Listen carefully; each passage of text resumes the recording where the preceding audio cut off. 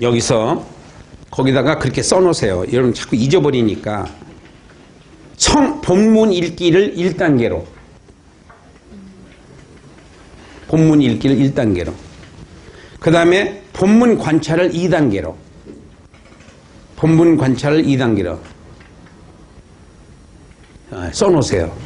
써놓으시고, 그 다음에 신학적 해석을 3단계로. 구속사적 해석을 4단계로. 복음적 적용을 5단계로. 써놓으세요. 써놓으시면 도움이 될 거예요. 그 다음에 그것을 우리가 방법이라고 이렇게 적어놨잖아요. 제일 위에다가. 한번 읽어보겠어요. 1단계, 2단계, 3단계. 아니 그 얘기가 아니고 방법. 그건 의미고 그 줄은 의미요. 다시. 자, 방법 1단계, 2단계, 3단계, 4단계, 5단계. 1단계의 의미. 단위별로 읽어라. 주제별로 읽어라.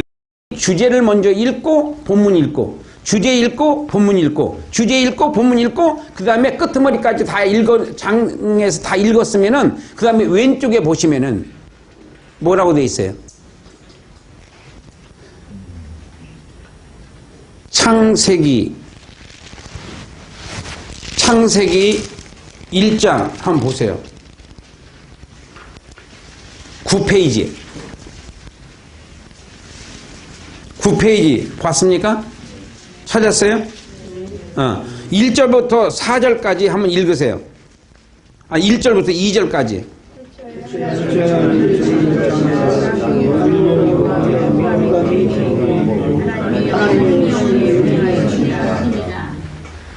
이렇게 읽지 말고 먼저 태초 읽고, 태초에 하나님의 천지를 창조하시니라. 땅이 혼돈하고 공허하며 흑암의 깊음에 있고, 3. 하나님의 영. 하나님의 영은 수면에 운행하시니라. 그렇게 읽으라는 거예요. 그래 놓고 모르겠거든 왼쪽을 보라는 거예요. 왼쪽에 뭐라고 되어 있어요? 천지를 창조할 때 첫째 태초, 두 번째 땅, 세 번째 하나님의 영. 이렇게. 그러면 본문 다 읽고 다 잊어버렸더라도 왼쪽을 보면 딱 모아놨잖아요. 이 말이 이 말이구나. 천지를 창조할 때를 바로 이 태초 땅 하나님의 영이 받쳐주고 있는 거예요. 아멘. 설교 제목 다 나왔어요? 그렇게 보지 마시고 여기서는 어디까지나 지금 설교에 한이 맺혀가지고 모든 걸 다 설교로 다 적용을 하려고 그러는데 일단은 내용 파악부터 해보자 이런 얘기예요. 내용도 모르면서 벌써 적용까지 가는 거예요. 그러니까 맨날 틀려요. 근데 내가 목사님들하고 뭐 얘기하려면요 말을 못 하겠어요. 주제를 얘기하시는지, 의미를 말씀하시는지, 복음적인 구속사를 말씀하시는지, 적용을 말씀하시는지 다 섞어가지고 섞어찌개를 만들어가지고 말하기 때문에 뭔가 구분해서 얘기가 안 되는 거예요. 왜냐하면 그렇게 신학교 공부를 그런 식으로 공부를 했기 때문에. 이것도 저도 그런 패턴으로 신학을 마친 사람이니까 나도 그렇게 했었는데 이걸 연구를 그렇게 하다가 보니까 그렇게 하니까 설교가 지금과 같은 그 구약적 설교를 다윗의 신앙을 본받으라는 거예요. 그거 틀린 설교거든요. 예수님의 신앙을 본받아야지 모세의 신앙을 본받으라고 하면 안 되거든요. 다윗의 신앙이 이건 다 옛 언약의 신앙이에요. 옛 언약의 신앙과 새 언약의 신앙은 달라요. 오면이 다른 거예요. 이걸 섞어찌개를 만들어가지고 적용을 시켜서 성도들에게 계속 미겨온 결과 지금과 같은 신앙의 열매가 맺은 거예요. 자기중심적인 신앙. 자기 교회적인 신앙. 그러니까 이 국가가 이 모양 이 꼴이 된 것이 다 목회자들이 성도들을 잘못 가르쳤기 때문에. 동성연애법이 상정이 된다든지 거기 뭐 100명의 뭐 국회의원이 있다? 전부 날라리들이잖아요. 10명만 있어도 10명만 제대로 믿는 사람 10명만 있어도 그 상정 안 되게 할 수가 있어요. 나중에 우리 전도도 못하고 설교도 못하게 만들어 놓는 법이 상정이 된다 이런 얘기예요. 지금요. 이게 다 우리 목사님들이 잘못 가르친 신앙의 결과라고 저는 생각하고 있어요. 이게 새 복음을 전하지 않고 옛 복음을 자꾸만 전하는 거예요. 이게 뭐가 뭔지 모르는 거예요, 지금. 이것이 구속사적 해석을 통해서 정리가 되더라고요. 아, 이게 잘못된 신앙이구나. 나도 그런 신앙을 갖고 있는 사람 중에 한 사람이니까. 근데 지금 의식을 바꾸려니까 분명히 이거는 잘못됐는데 내가 생활이 안 바뀌어지더라고요. 이미 습관이 돼버린 거야. 이 신앙이. 안 되는 줄 알면서 왜 그랬을까? 그리고 계속 반복적으로 그 죄를 범하는 거야. 그건 회개가 아니에요. 자백이지. 회개는 다시 그 짓을 안 하는 게 회개예요.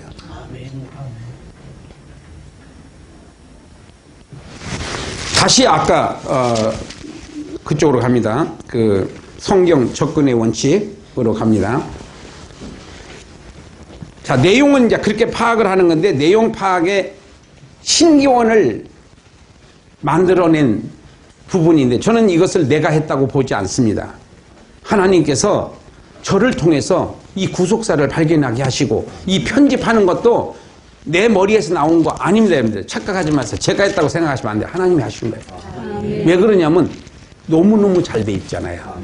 근데 내가 그렇게 머리가 좋은 사람도 아니고 성경을 그렇게 많이 아는 사람도 아니에요, 저는요. 여러분들하고 똑같아요, 여러분. 근데 제가 10년 동안 선교하고 작년 12월에 왔는데 1월달, 2월달 그 사이에 지금까지 연구해왔던 것들이 1월달, 2월달에 싹 풀려버리더라고요. 풀리면서 이렇게 딱 정리가 돼버리더라고요. 지금요, 이 성경을 사신 분들이 반응이 장난이 아니에요, 여러분들. 지금 여기저기서 자기가 이거 사가지고 막 자기가 좋아했던 목사님들, 좋아했던 사람들한테 다 그냥 선물로 줘요. 그냥 선교 차원에서 그냥 자기 재정으로. 한두 번이 아니에요, 지금요. 왜냐하면 이렇게 나온 성경이 없지 않느냐 이거예요, 지금까지. 아멘.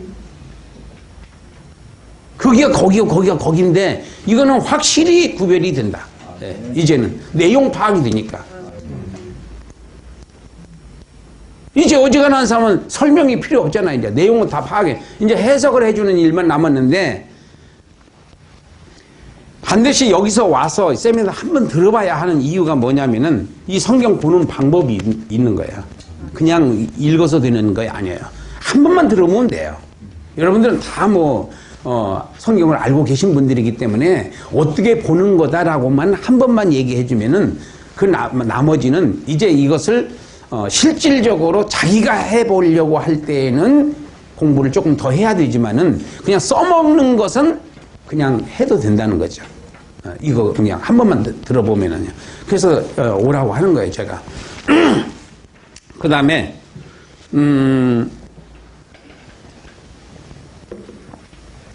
본문 읽기는 어떻게 읽으라고 그랬죠? 제일 처음에는 복음서하고 사도행전을 중심으로 읽어라. 그래서 저는 성경 초등학교 과정이 있어요. 성경 초등학교 과정이 뭐냐면은 마태복음, 마가복음 마가복음을 마태복음 사도행전, 마가복음 사도행전 해가지고 한 번 다 읽으면은 초등학교 2학년 올라가. 두 번 읽으면은 2학년. 세 번 읽으면 3학년. 네 번째는 노마서까지 읽으라고 그래요. 4학년은 노마서까지. 5학년까지 노마서까지. 그 다음에 6학년은 초등학교 6학년 초등학교 졸업은 어떻게 시키느냐면은 창세기부터 요한계시록까지 한번 읽어. 그러면 초등학교 졸업. 교회에서 그렇게 이제 적용을 한단 말이야. 그래서 성경 초등학교, 그 다음에 성경 중학교는 뭐냐? 바로 이제 관찰이에요. 요 2단계입니다. 2단계 방법 한번 읽어볼까요? 방법의 의미. 방법은 뭐예요? 본문 관찰이죠. 방법의 의미는 뭐예요? 본문 내용 파악. 본문 내용 파악을 하기 위해서는 4가지를 해야 돼요. 첫 번째가 성경의 범위를 알아야 되고, 두 번째가 내용의 핵심을 파악해야 되고, 세 번째가 내용의 요약, 네 번째가 본문 내용의 구성. 이걸 개관이라고 그래요. 그래서 본문, 주제, 개요, 개관. 본문, 주제, 개요, 개관. 이것을 통칭해서 본문 관찰이라고 그래요. 본문 관찰. 본문 관찰의 목적은 내용 파악. 본문 관찰의 목적은 본문 파악. 본문이 어디서부터 어디까지냐? 거기에 어디서 어디까지가 내용의 핵심이 뭐냐? 줄거리가 뭐냐? 내용의 구성이 어떻게 되어 있냐? 이렇게 4가지를 파악하는 것을 본문 관찰이라고 해요. 이 신학교에서 배웠어요? 배웠으면 우리가 이 모양 이 꼴은 안 됐을 거예요. 네. 이건 안 가르쳐줘. 왜? 교수들이 모르니까. 모르는데 어떻게 가르쳐 주겠어요? 그 다음에 세 번째가 3단계 신학적 해석이 있어요. 신학적 해석의 목적이 뭐죠? 과거 역사의 사실 확인. 네, 과거 역사 사실 확인. 이게 신학적 해석의 목적이에요. 그래서 방법으로는 뭐가 있다고요? 본문 주제와 자료들. 주제가 아니고. 그 다음에 두 번째는 문자적 해석. 이게 원어 해석이에요. 세 번째가 고고학적 자료들. 네 번째가 저자의 신앙 경험. 이것을 통해서 과거 사실 확인. 과거가 언제를 보고요? 과거라고 그러죠? 지나간 게 아니고 그 성경을 쓴 때, 창세기면 창세기, 요한계시록이면 요한계시록, 그 성경을 쓴 때 어떤 배경에서 어떤 방법으로 어떤 문제 때문에 이 글을 썼느니까, 이런 것들을 바로 이 4가지 방법을 통해서 확인하는 거예요. 과거 사실 확인이에요. 과거 사실 확인. 무슨 확인? 과거 사실. 그걸 보고 뭐라고 그래요? 신학. 그렇지, 신학적 해석이에요. 여러분, 신학적 해석을 정의하시오. 그러면 뭐라고 해야 돼요? 과거 역사의 네, 너무 간단한 거예요. 이렇게 간단하게 나오기까지 바로 산고의 고난을 겪은 거예요. 그 복잡하게 말씀하시는 교수 선생님들, 그분들이 하셔야 할 일을 이 어리석고 우매한 저를 통해서 하나님께서 하게 하신 거예요. 아멘. 참 하나님은 이상한 분이야. 그렇게 많이 배우신 분들이 이런 걸 싹싹싹싹 정리하면 얼마나 잘하겠어요. 이해할 수 없는 분이에요. 그 다음에 4단계 구속사적 해석 읽으세요. 그림에서 실체. 읽으세요. 예수님 출생 이전 예수님의 생애와 사역, 성령님 사역, 천국과 지옥. 예. 그림자에서 실체를 찾아가는 것을 구속사적 해석이라고 한다. 그림자에서 실체를 찾아가는 방법을 구속사적 해석이라고 한다. 아멘. 구약은 전체는 그림자예요. 세례 요한까지 그림자예요.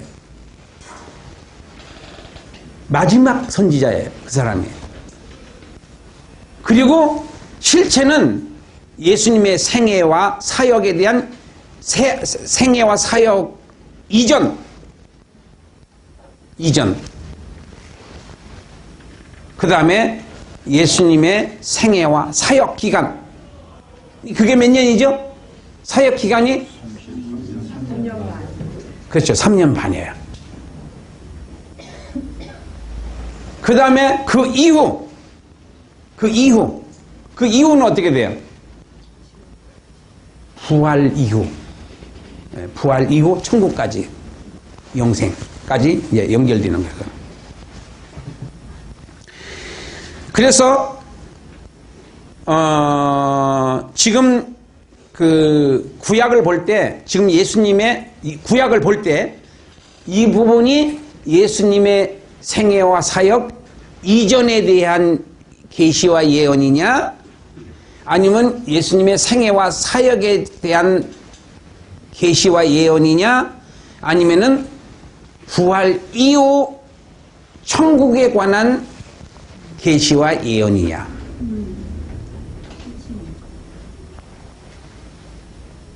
다시 한번 할게요. 우리가 그 구약을 볼 때 예수님의 생애와 사역 이전에 어떤 부분을 계시와 예언이냐, 아니면 예수님의 3년 6개월 동안의 생애와 사역에 대한 계시와 예언이냐, 아니면 부활 이후 영생에 대한 계시와 예언이냐. 그러니까 계시와 예언을 볼 때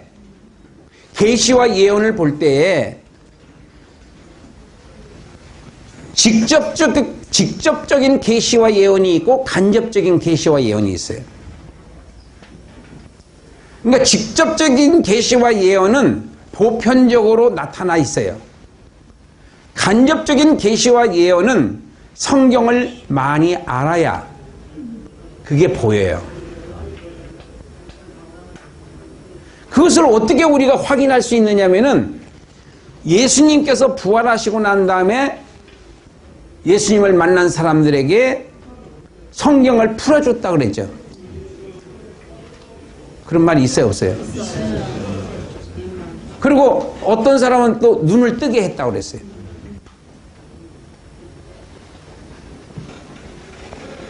이게 바로 뭐냐면은 옛 언약을 새 언약으로 보이게 하는 거야. 사도 바울은 언제 그 눈이 뜨죠? 다메섹에서 떨어지면서 이게 확 바뀌어버리죠? 근데 이 사람이 금방 은사 받았다고 해서 금방 써먹을 수 있는 게 아니에요. 그거 받았으면 그거에 대한 훈련을 해야 돼요. 훈련의 기간이 있어요. 그때 이제 아라비아로 갔다 그랬잖아요. 3년. 그 기간 동안에 이 사람이 다 정리를 한 거예요. 새 언약과 옛 언약이 어떤 유기적인 관계가 있는지에 대해서 정리를 한 거예요. 정리한 것을 토대로 해서 로마서, 갈라디아서 이런 거 쓴 거예요.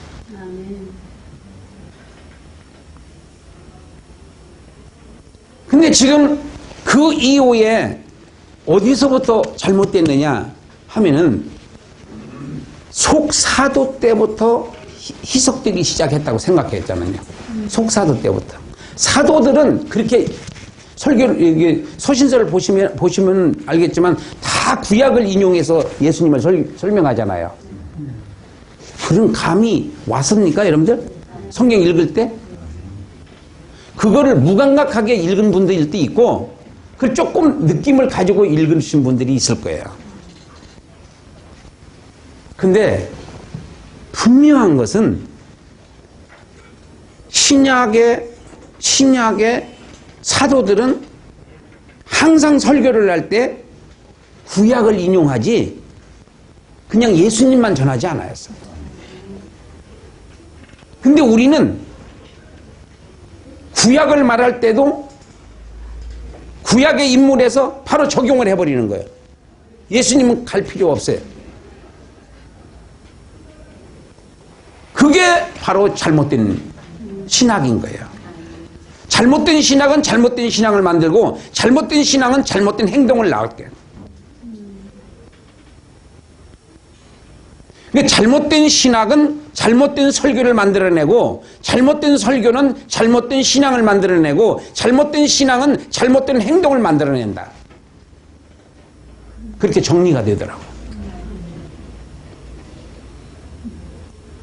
그래서 이것은 바로 속사도 때부터 시작을 해가지고 그러니까 그 종교개혁 시대 때도 그냥 문자적 해석을 했지만은 구속사적 해석을 연구하지 않은 거예요. 안 하고 바로 그 청교도들도 똑같아요, 여러분들. 결국은 유럽의 신앙이 아메리칸으로 간 거고 그 아메리칸 그 신학이 바로 우리한테도 또 온 거예요. 그래서 이렇게 된 거예요. 사도시대 때만 해도 복음이 들어가는 곳은 다 불처럼 타오르잖아요. 그런데 지금 유럽이 망하고 미국이 망하고 한국이 망해져 가고 있단 말이에요. 왜? 신학의 문제가 있는 거예요. 구속사를 예수님을 빼고 설교를 하고 있잖아요. 예수님을 넣는다고 해도 그건 어부지로 넣는 거지 그 본문에서 말하고 있는 예수를 전할 줄을 모르는 거예요. 찾아내지를 못해요. 직접적인 계시와 예언은 우리가 찾아낼 수 있지만은 간접적인 계시와 예언을 찾아낼 수가 없는 거예요. 왜냐하면 그런 시각으로 그런 신학을 접하지 못했기 때문에 구속사적인 예수님 중심적인 설교 그렇잖아요. 여러분 성경을 보세요. 성경을 보시면은 예수님께서 부활 후에 하신 말씀이 반복되는 말씀이 하나 있어요. 모든 성경이 내게 대하여. 아멘. 율법에서 그 다음에 역사서에서 시가서에서 그 다음에 예언서에서 나를 가리켜 말하고 있는 것이다. 아멘. 왜 이것을 모르느냐?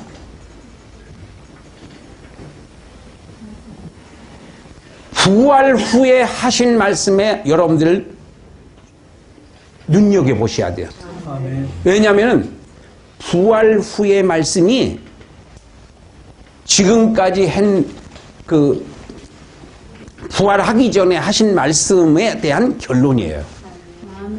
부활 전에 하신 말씀은 본론적인 얘기고 그 다음에 부활 후에 하신 말씀은 결론적인 말씀이에요. 그 결론에 주목해야 돼요. 이제 내가 점심 먹고 난 다음에 3강의를 끝낼 건데요. 제가 오늘 3강에서 세 번째 강의가 중요합니다. 왜 그러냐면은 지금 본문 관찰에 대한 중요성을 여러분들이 잘 이해가 안 돼요.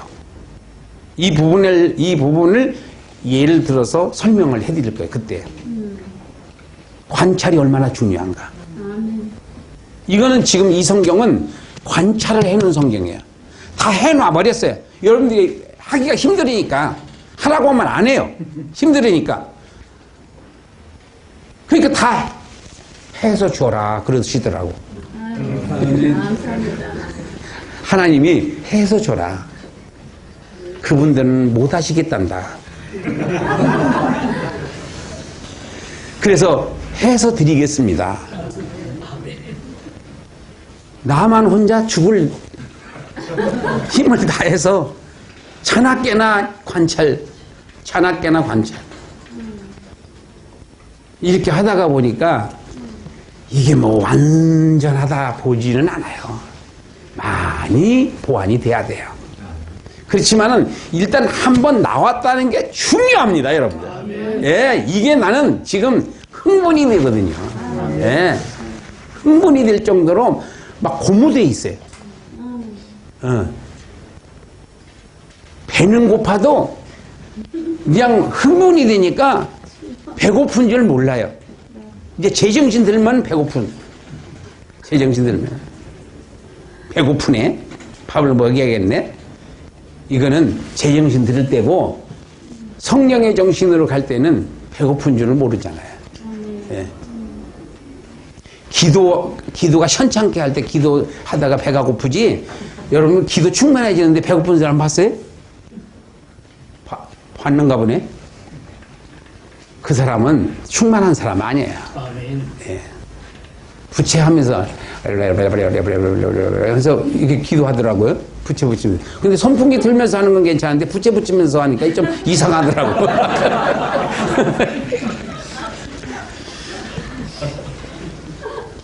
하여튼 기도하면서 뭐 이게 더듬더듬해서 핸드폰도 만져보고 다 해야 기도하면서 그걸 기도라고 하고 앉아있는 거예요. 몇 시간 했다고 그러고요. 그럼 기도라고 볼 수 없는 거예요. 안 한 사람보다 낫겠지. 그쵸? 안 한 사람보다 낫겠지만은 예수님이 기도하실 때는 땀방울이 변해서 핏방울이 될 정도. 그렇게 간절하게 기도할 때에 아버지의 뜻이 이루어지고 마는 거거든요.